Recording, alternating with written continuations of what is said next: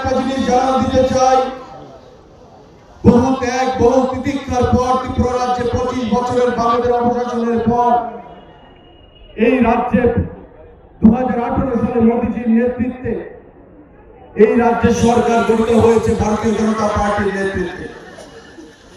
যারা বিজেপির দলে ছিলেন, যারা কমিউনিস্ট পার্টির বিরুদ্ধে লড়াই করেছেন এক সময় কংগ্রেসের পতাকা দলে থেকে, আজকে তারাই আবার কমিউনিস্ট পার্টিকে পেছনের দরজা দিয়ে ক্ষমতায় প্রতিষ্ঠিত করার জন্য সেখানে চক্রান্ত চালিয়ে যাচ্ছে।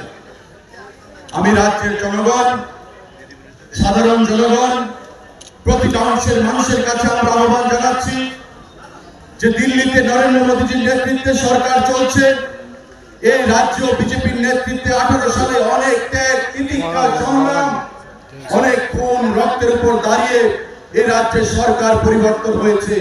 আমরা এত সহজে এই সরকারকে ছেড়ে দেব না। এই রাজ্য থেকে আমরা এই রাজ্যে যেভাবে ভাষায় বিরোধীরা বোঝে, আগামী দিনে সে ভাষায় জবাব দেওয়ার জন্য তৈরি রয়েছে বন্ধুরা। গণতান্ত্রিক পদ্ধতিতে আমাদের মুখ্যমন্ত্রীর নেতৃত্বে, আমাদের প্রধানমন্ত্রীর নেতৃত্বে, আমাদের রাজ্য সভাপতির নেতৃত্বে বন্ধুরা।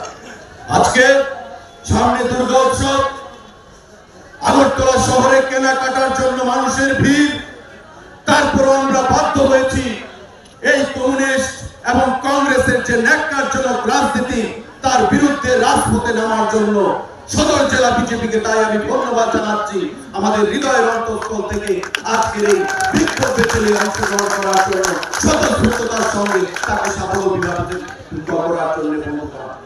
আগামী দিনে আমাদের প্রতিটা ভারতীয় জনতা পার্টির যারা কার্যকর্তা রয়েছে তাদের কাছে আমাদের আহ্বান থাকবে, অনেক ষড়যন্ত্র হবে, ষড়যন্ত্র চলছে এই সরকারকে টেনে নামানোর জন্য। যারা এক সময় মেকি রাজনীতি করেছে, একের বিরুদ্ধে লড়াই করেছে, অপরের বিরুদ্ধে, কংগ্রেস এবং কমিউনিস্ট পার্টি অনেক খুন আমরা দেখেছি, অনেক সন্ত্রাস আমরা দেখেছি।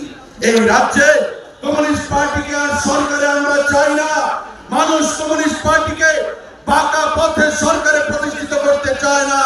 ইতিহাস বলে কমিউনিস্টরা যখন সরকার থেকে চলে গেছে তখনই তারা বাঁকা পথে সন্ত্রাসের নমুনা বড় হাত দেখিয়ে বাঁকা পথে খোলা জলে মাছ ধরার জন্য কংগ্রেসকে কাজে লাগিয়ে তারা সরকারে প্রতিষ্ঠিত হতে চেয়েছে।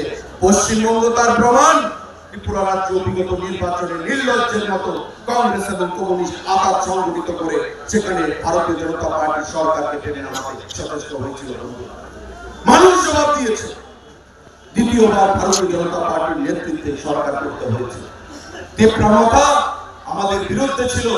আজকে তীব্রমতা পার্টির সুপ্রিমো তারা বুঝতে পেরেছেন, নেতৃত্বরা বুঝতে পেরেছেন যদি উন্নয়নের পথে হাঁটতে হয় তবে ভারতীয় জনতা পার্টি ছাড়া কোনো বিকল্প পথ নেই। বিজেপিকে সঙ্গে নিয়েই আমাদের সেখানে চলতে হবে আগামী দিনগুলোতে। আজকে তাই ভারতীয় জনতা পার্টি এবং তীব্রমতা পার্টি একসঙ্গে বিধানসভার ভেতর, বিধানসভার বাইরে এবং সারা রাজ্যে জোট শরিক হিসাবে আমাদের সঙ্গে সামিল হয়ে আজকে মন্ত্রিসভায় রয়েছে, সরকারি সামিল হয়েছে। এবং আগামী দিনে আমাদের লক্ষ্য আগামী 25 বছর আমাদের ভারতীয় জনতা পার্টি এবং তীব্রমতা দল ত্রিপুরা রাজ্যের সরকারে আমরা থাকবো। এই রাজ্যে সুশাসন প্রদান করবো। কোনোভাবেই ষড়যন্ত্র করে কংগ্রেস এবং কমিউনিস্ট পার্টি এই রাজ্যে ভারতীয় জনতা পার্টির সরকারকে কোনো ক্ষতি করতে পারবে না। কারণ আমরা বিশ্বাস করি প্রতিটি কার্যকর্তা হচ্ছে আমাদের স্তম্ভ, প্রতিটি কার্যকর্তা হচ্ছে যারা লড়াই করেছে,